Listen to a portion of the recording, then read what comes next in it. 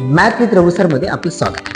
बघा हा प्रश्न म्हणतो 3 बहिणींच्या वयाची सरासरी 20 वर्ष. 3 बहिणींची सरासरी म्हणल्यावर 20 गुणिले 3 म्हणते व त्यांचे वयाच्या अनुक्रमे गुणोत्तर 2:3 3:5 आहे. बेरीज केल्यावर ते 10 म्हणजे 10ची व्हॅल्यू एवढी आहे.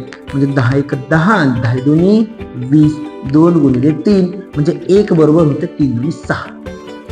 तर मग ते लहान बहिणीचे 5 वर्षाचे.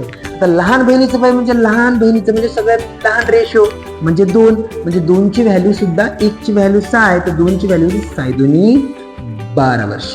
पण ते म्हणते 5 वर्षांनंतरची किती होईल. तर 12 + 5 मिळून होते 17 वर्ष.